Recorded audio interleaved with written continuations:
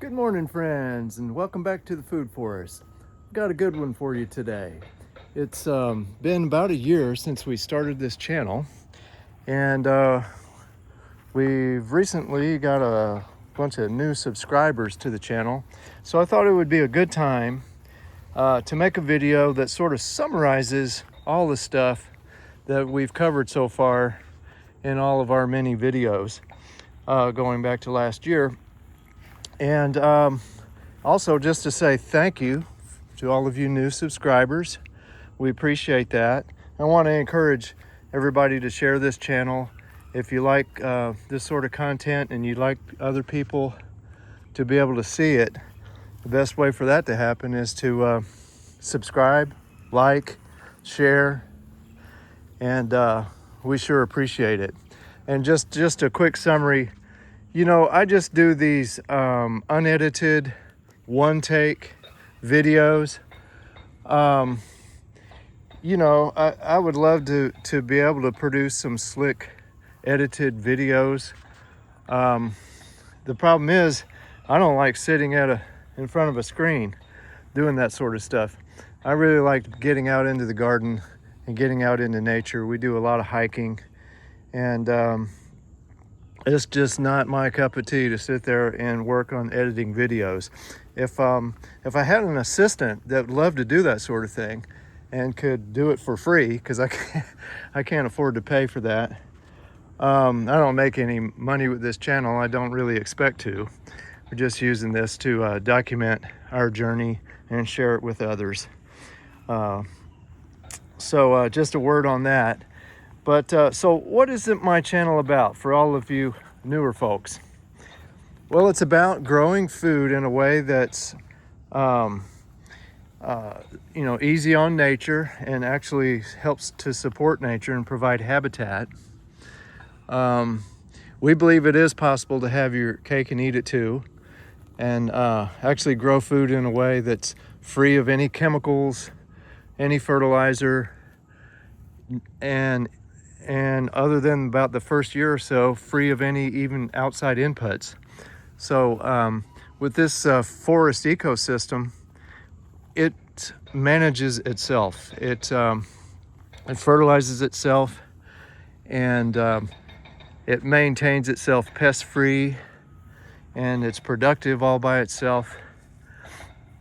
And it provides food for us, food for nature, habitat for other organisms. And the other two goals we're shooting for on this is we're trying to create shade. Florida is an awfully hot place to live, so we're trying to create shade here in our backyard so it's more comfortable. And then finally, just the beauty of nature. You know, I believe that nature provides works of art everywhere you look. Every species is in its own way a living work of art. You know, we've documented well over 24 species of birds that live here in our food forest. Some of them come and go, some of them are here all the time. You know, we've got squirrels and lots of lizards and frogs and toads, tree frogs, and too many organisms and species to count, really. There's so much going on here. And of course, we're trying to support pollinators, butterflies and bees. The native bees are so important. And we're supporting that as well. So that's what the channel's about. And then furthermore, if you go back through our catalog, and again, if you subscribe to the channel, you can go into the channel there and look back through our catalog of videos. What you'll find is an explanation of the 7 layers of a forest ecosystem, and how we use that knowledge and apply it to specifically a food forest ecosystem. So we're just doing what nature wants to do anyway. Nature wants to do forest succession. If you leave an area alone, it will succeed to a forest on its own. And our videos explain how and why that happens. And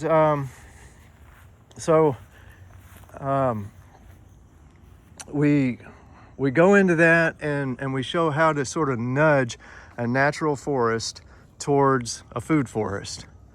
And a natural forest is already producing some food.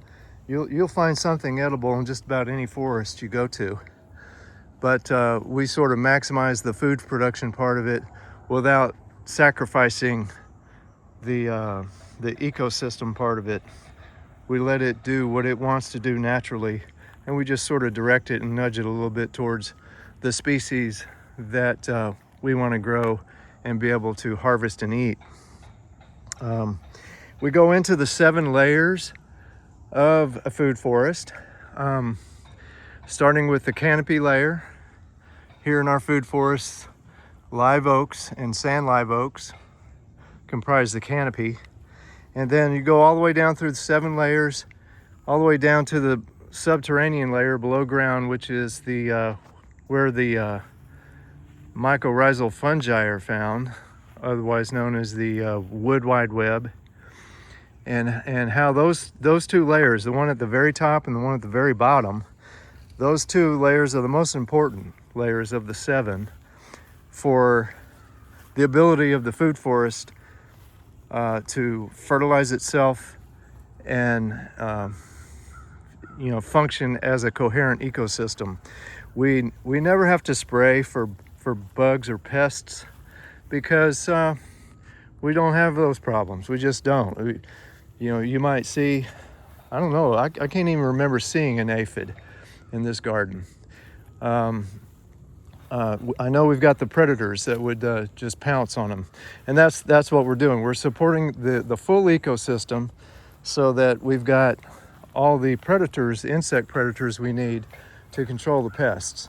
So we don't have to spray chemicals. We don't have to use any sort of fertilizers of any kind, not even organic fertilizers. We, other than the first year when we brought in mulch, like here's some mulch we brought in, and that happened to be composted horse manure that we brought in there. But after the first year, the forest begins to recycle its own nutrients. So we go into that in the videos. We go into plant selection, those that are appropriate for our location. Go back, look through our videos, and you can see a lot of those plants that we use. Maybe I'll go ahead and take time this video just to go through some of the top ones that work really, really good in North Florida. We've gotten most of them. I do plan on planting some more this fall, so there'll be some new videos coming on some more plants that are actually really ideal for North Florida. So let's talk about some of those plants real quick. This Asian persimmon, this one is, the variety is called Saijo. What a fantastic plant this is. We might just be maybe a little bit too far south. We might not get enough chill hours for that one. One that we definitely get enough chill hours for is the Fuyu. This is the one you see in the grocery stores. This is another Saijo here. And these trees are just growing beautifully, again, without any fertilizer, anything like that. We don't even use compost teas or anything like that anymore. I used to do that, but I found that it's just not needed. We're going totally natural now and letting nature do its thing. It's working out great without that sort of stuff. Here's these 2 right here are Fuyus. And by the way, I went ahead and took the fruit off. I want this tree here to focus more on vegetative growth because it's so small. So I went ahead and cut my fruits off. So these little trees already had like 5 of these nice fruits growing on them, and honestly, I probably waited too long. I should have cut these fruits off when they were much smaller, and all the energy that went into those fruits would have been directed into vegetative growth. That would have been better. And let's see, another great one for our area. Let's look over here. That's another Saijo persimmon. Look at that beautiful tree. Just gorgeous. They're very healthy. They grow great. They're productive. I think they're the #1 tree. Here's another good one. It's a peach. And peaches are shorter lived. than the persimmons. And by the way, here's an American persimmon right here, this little guy. So this American persimmon will dominate this whole area, and these peach trees will probably die long before this persimmon will. But you can get some production out of peaches in Florida. These are the low chill varieties. They're pretty good.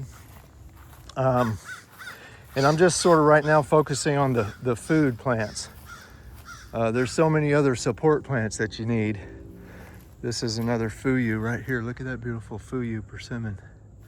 Gorgeous. Dark green leaves, no fertilizer whatsoever, and it's growing that well. It's amazing. Now this is this blueberry here is another good one. Now our soils are going to get better and better over time, and right now they're probably not quite rich enough to grow blueberries as lush as they should be. This blueberry's looking okay, and they were actually pretty productive. We picked a lot of berries off these. In fact, here's a whole bunch of berries, old berries, that I could go ahead and pick some of these. But you can see it doesn't have a lot of nice green leaves because our soil here, and we've let all the grass grow in here. I'll be mulching that really well again before next spring. But blueberries, another one. You need the low chill hour blueberries. Oh, I think I just passed it, but here's another really good one for North Florida, and that's our native red mulberry. This tree's growing like gangbusters, as they will, and they prefer to just be left alone. Just plant them and leave them alone. They like it here so much, you don't have to do anything special to get them to grow. And it is said that if you do anything, you're actually more likely to mess them up than help them. They prefer if you just plant them and leave them. Here's another pretty good one, plums. They can grow problems. They can have problems after a while, some of the plums, but they can be productive for a number of years at least. They grow really well here. Here's an excellent, beautiful, healthy plum tree. This is not the native plum though. I would like to get some native plums. That's like the Chickasaw plum and even the Flatwoods plum. Those would be really good. But even these Eurasian plums can be pretty productive here in Florida. Let's see, another really good one for our area is the loquat. Here's a loquat. Excellent. So trouble-free. Look at all the new growth. And we're in August now of 2026, so we're in the midst of our second season of growth here in this food forest. And the tree is well established and growing really nicely. Figs. Figs are another really good species to use. Here's some figs. We've got some sweet potatoes growing in here with these figs. Celeste fig is a exceptionally good fig for Florida. It can handle our humidity. And by the way, this right here is a brown turkey. And it's looking really good. It hasn't fruited much yet, but it's taken a while to get established out here in this pretty hot, dry area of the garden. But these figs they're very well established now, and they're growing vigorously. They're responding well to our rainy weather that we've been having. Another one that's really good for us here, and we're almost a little too far south for this, down in zone 9A where we're at in southern Marion County. But this is Dunstan chestnut. Look at that. That's a nice looking tree. It's gotten itself established well. I expect it to begin growing more next year. It did flower a little bit this year, but it didn't actually develop nuts. So next year it'll probably flower enough that hopefully it'll develop some nuts. It does need some chill hours though, and so we may or may not get enough chill hours from one winter to the next here in our location. Here's another one, jujube. Jujube is a really good tree for producing food here in North Florida. And by the way, here's a really excellent support plant. This is wax myrtle. It's excellent because it's native. It's not a food plant, but it provides flowers for pollinators, and as an evergreen plant, it provides good wildlife habitat. So it's, oh, and then it's also a nitrogen fixing shrub. It's a large shrub to a small tree. You can prune it up like a tree or grow it more densely like a shrub. And it, if you use it for chop and drop mulching, it fixes nitrogen down in the soil, and that nitrogen could become available for other plants as you prune it. Let's look at some of the others. This is just your native blackberry. Now I have some thornless blackberries that are really good for our area. But these native ones are good too. They do have the thorns you can see on them. But I expect this will become a thicket, a blackberry thicket over the coming years in this spot right here. Native beauty berry is a great one. You can see berries starting to turn red in here. Native beauty berry. This one looks a little yellowish. It's August, so some of them are starting to just turn because it's that time of year. Some of mine are more green than that one. Everbearing mulberry. Here's a beautiful everbearing mulberry tree. Yeah, it's pretty tall up there now. It's getting to be a good 9-10 feet tall at least. It's growing well. Lots of beautiful growth on it. It's well established now, and we've got a bunch of these everbearing mulberry trees in here too. An excellent plant for soil building, chop and drop mulching, is Mexican sunflower. There's one that's over 12 feet tall. Look at that. It grows like this. It grew all the way from ground level all the way up to there, and it's going to add another couple of feet probably this year.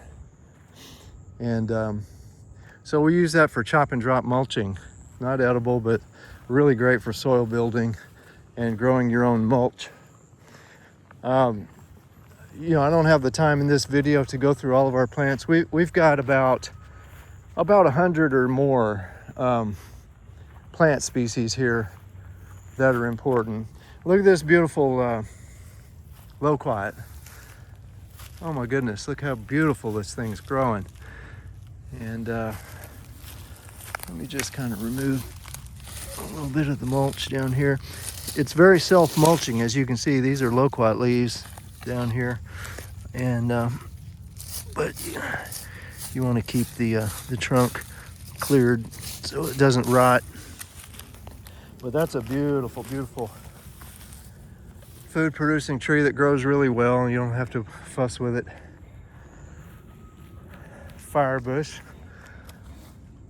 Great little plant that I'm just getting started fairly recently. And Turk's cap hibiscus. Nice edible flowers. But let's go into some more. Here's one back here. This is a tropical raspberry, Mysore raspberry. And our rains have been kind of spotty this year, but it is growing pretty good now. If we had more rain, or if I put more water on these, they would be more lush and more productive with fruit. But Mysore raspberry can be a very good one. It's not as drought tolerant as some of the others. And I skipped over back there, the pomegranate. That one's pretty good. It's one of the drought tolerant edibles that you can grow here. Now let's keep going over here. There's another American persimmon little tree, a little guy down in here.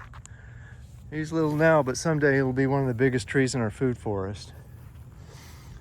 This is the Mediterranean bay laurel.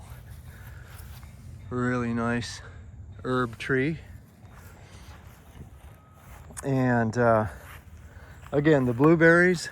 This is a good looking blueberry over here where the soil's a little richer and stays a little more moist because I can get water to it with the hose a little more frequently. These winged sumacs are a great native plant. The berries are nice for making a nice hot tea. This is the sweet almond bush. Smells wonderful and really helps support pollinators. Another beautiful loquat right over here. This is a nice little tree. It's finally established itself pretty well and looking good, and surprisingly cold tolerant. This is the cherry of the Rio Grande. Comes from Brazil, so it's the Rio Grande River in Brazil, not the one in Texas, between Texas and Mexico. But cherry of the Rio Grande hasn't fruited yet, but it's just it's been in the ground a little over a year. It's taken a little while to get established. We've got a couple of those over here. Let's see what else we've got in here that's important and noteworthy. Yeah, let's get over here and look at some of these. Here's one of those pomegranates that I mentioned. Pomegranate's a great little tree, very drought tolerant. And rosemary. Rosemary, highly drought tolerant, great for pollinators. We've got a lot of Fakahatchee grass, and we use it primarily for soil building and mulching. We'll be cutting it off close to ground level in the winter. Some of these we may leave up for habitat, but then you can lay that on the ground as mulch. Now here's one of our nice thornless blackberries, and look at that, it's growing really well. Over here, these are growing better than the ones I have towards the back where it's drier and the soil's not as good. So some of these plants, they need a little bit better soil and wetter, moister soil than others. Blackberries and blueberries are probably the most demanding of the plants that I grow for food. Now here's a beautiful cassava, and you can grow it like an annual here. It gets too cold. We are temperate, so it will freeze to the ground. And if I really needed the food, I could dig up those tubers. But if I'm okay on food and I don't really need it, I'll just leave them in the ground and help it let those tubers build soil for me. Here's a great little native edible, Simpson stopper. I just did a recent video on, and it's really, the fruits are really starting to turn red now.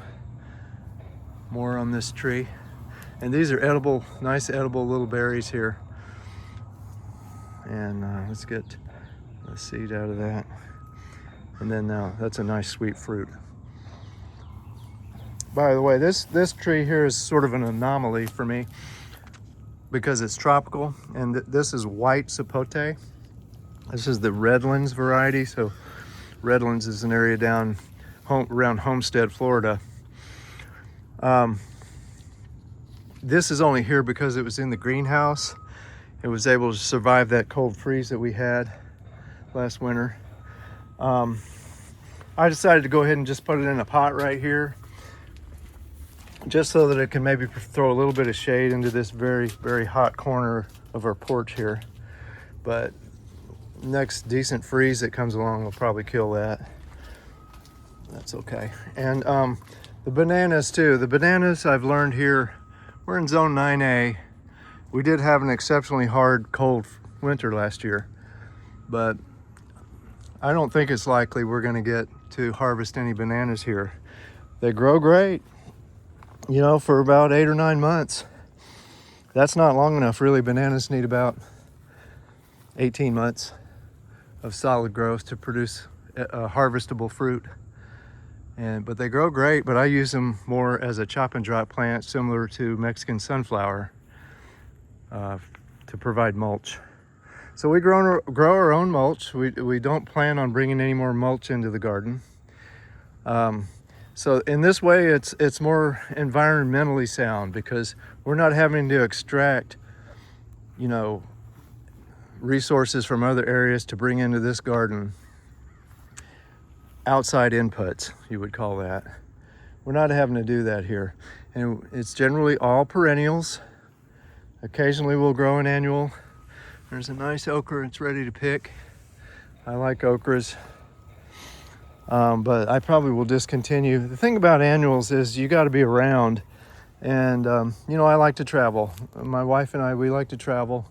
We like to jump in the RV over there and go explore new areas and see other natural areas, especially is what we're interested in. So we love to do birding and hiking. And if we're going to travel a lot, you really don't have time to, you're not there. You got to be there more constantly to deal with annuals. And also, I don't have the greenhouse anymore. It used to be over here. That's where I did a lot of my propagation. You got to do propagation so you can keep your costs down. So a whole lot of my plants, like for example, these cassavas over here, these were all started from cuttings. And but when you do propagation, you have to be there pretty constantly to deal with that. You're not really free to travel and leave for 2 or 3 weeks at a time or more. I think I may have hit on all the best plants. There's some more. The Che fruit is a really ideal plant for North Florida. I intend to get some of those, and when I do, I'll do a video on them. Support plants, though, there's all sorts of different support plants out here. One of the really good ones is this one here. This is great for the pollinators, and that's Walter's viburnum. And these are little ones now, but and these are dwarf, but they come in a larger size too. Also, Yaupon holly's a good one. Caffeinated leaves, you can make a nice tea. And let's see, we should have some Yaupon hollies back here. Let's see if we can find. Oh, and by the way, there's another good edible. That's the nopali cactus. Now they got hit pretty hard by the freeze. There's another one. But nopali cactus is a nice edible. I like to eat them. They're very easy to harvest, and if you get the thornless ones, they're quite easy. Now, just for nature over here, I planted a longleaf pine. Looking good. And there's a really nice nopali cactus. Made it through the freeze pretty good. But yeah, the Yaupon holly. So these nice little red leaves indicate that it's growing nicely now. It's established. It took a while for it to get established back here in this dry part of the garden, but it's coming along now pretty well. So anyway, that's just some of the plants. But if you go back through the channel and look at all of our catalog of videos, there's so many details that I'm not able to cover here in the short length of time I have for this video. Many more details, things about, you know, what conditions these plants like. Oh, and that's another thing. So we did a 5-part series on food forests, everything from the design phase through planting, establishment, and management. It's a free 5-part series. Unlike a permaculture course, it just focuses solely on the food forest and the ecology of the food forest and the gardening aspect. Permaculture encompasses more things than just gardening. But my free course is just on the gardening.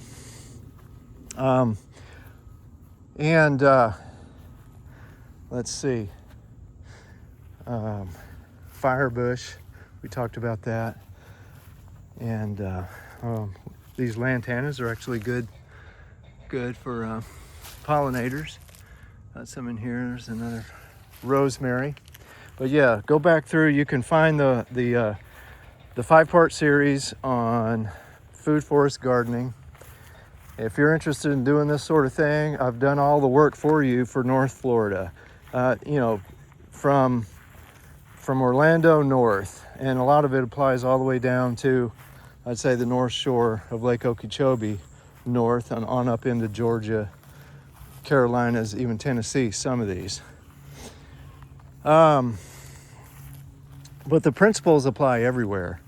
The plants may change, but the principles of forest ecology that we cover on this channel, they apply everywhere from the tropics to Canada. So again, I just wanted to do a little summary video here. I want to thank y'all for subscribing. Feel free to subscribe and share this channel and give us some likes. If you want other people to be able to see this content, that would help a lot. I'm not asking you to do any of that for monetary reasons. I really don't want to sell anything on this channel. I know YouTube, I'm sure that YouTube shows commercials during while you view my channel. I don't get any of that. I don't really want to advertise anything. I just want to spread the word about food forest gardening. Here's another really beautiful mulberry tree back here. Beautiful, and that's getting up about 12 feet tall now. I don't know if you can see that well on here. Yeah, that's a nice, down right underneath this big sand live oak here. Let's go up and look at, real quickly, we'll just look at some ground covers and then we'll call it quits on this video. There are great ground covers for North Florida. One of them is this one right here. This is called buffalo clover, and it'll just pop up on its own. You'll see it. If you drive around, you'll see them everywhere. They've got these little orangey looking flowers like that right there. And nice little clover, that's one. There are like 5 really nice ground covers here. We've got 4 of them. So we don't have the perennial peanut. That's a really good one. A third one would be frog fruit. Let's look at frog fruit. In fact, let's go back over here and look at it because we've got a bunch of it in a pot back here. Also have a bunch of it in the garden, but right here we've got some nice ground covers. There's your frog fruit. Beautiful plant. Excellent native Florida ground cover, and all these little tiny flowers support pollinators. It's early in the morning right now, so they're not on it yet, but they will be later today. And then sunshine mimosa. That's what all this ground cover is in here. Sunshine mimosa, native Florida, nitrogen fixing ground cover. Excellent, excellent ground cover for North Florida food forests. And then finally,